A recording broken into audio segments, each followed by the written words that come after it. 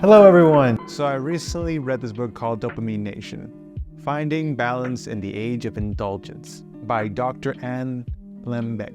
This book delves deeply into building awareness around what dopamine is and how it impacts our life every single day. So what exactly is dopamine? It's the main chemical that makes you get out of bed, do something with your life, and gives you focus. To want to climb on top of that hill over there and be like, yes, I'm here, I made it. It's the main chemical that helps us concentrate on day-to-day tasks. And ladies and gentlemen, we need to be honest with each other. We are currently living in the age of dopamine. We are overindulging ourselves with all levels of pleasure. You want a cheeseburger, you want some fries, all you gotta do is walk down the street, or maybe even just have it delivered to your house with Uber Eats. And of course, above all, we have our phones. I know this because I am very guilty of this. I swear it's a problem. I try to put it down for a moment or two. The next thing you know, I'm watching videos of a rooster wearing sneakers. I recently read a quote saying, "A habit is a habit until you become aware of it. Once you become aware of it, it becomes a choice." We're like in a fog, we're in a haze, and the only way out is mindfulness. When we overindulge or overstimulate ourselves, we experience unpredictable crashes, leading to depression, lack of motivation, and brain fog. This makes us easily irritable. When we overindulge, what happens is our levels go up.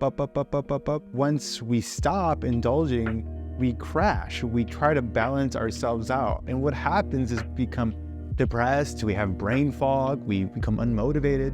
But interestingly enough, it turns out the opposite is true. So when we indulge and purposefully put ourselves in places of discomfort, we receive a level of good feelings of motivation, of clarity. Some prime examples of this would be working out. No one goes to the gym to feel good. It doesn't feel good to lift weights. It doesn't feel good to run. It's actually extremely painful. And whoever told you they really enjoy it is kind of a psycho. The truth is you feel good afterward. Your body is being flooded with all these amazing chemicals telling you that you did a really, really good thing. The same thing happens when you take a cold shower, helping you become more motivated, focused, increase levels of happiness and clarity. So let's get to those techniques. There are 3 techniques that will help you control these levels of dopamine so that you will be more productive, more focused, get rid of that brain fog, and overall feel more accomplished and happy every day. We need to really think of this chemical in our brains as a form of gasoline.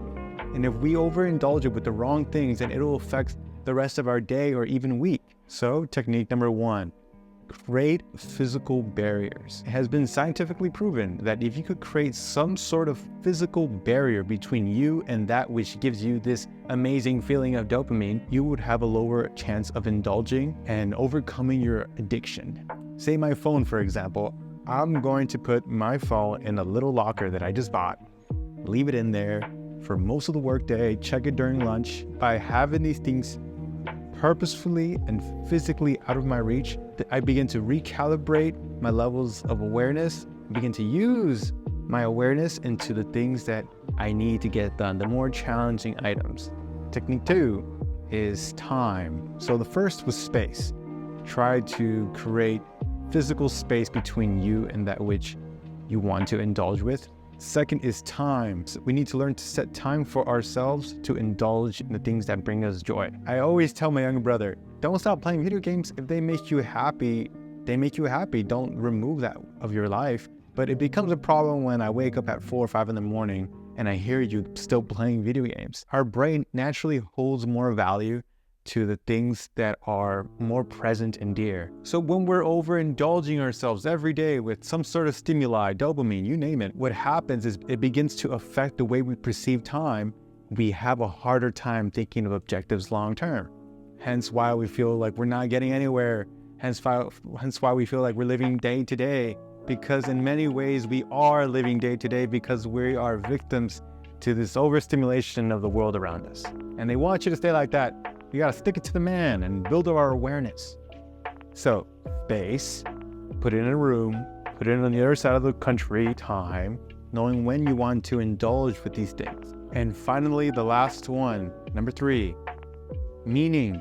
In order for us to properly overcome our problems with our dopamine intake, we need to give it meaning. Why do we want to let go of these things? They did research and they found that in many cases in which people did not have access to the things that brought them stimulation for over a span of a year, once they had access to those things again, they did not hesitate to overindulge. The reason to why was because they never gave meaning to why they wanted to let it go in the first place. Sit down and think, why do I not want to overindulge with my phone? Why do I not want to eat that cheeseburger? Why do I not want to do these things that stimulate my brain? When I begin to add this meaning on top of time, on top of space, we get to really see that which overstimulates our minds.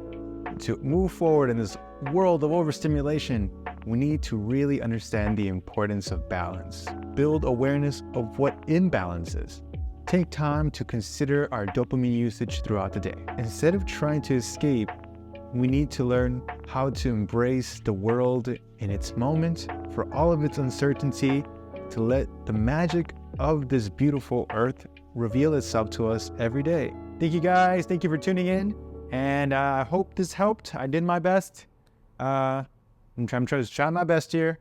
I'm not perfect either. I got my chemicals up here pretty imbalanced too. But in all seriousness, thank you so much. And until next time.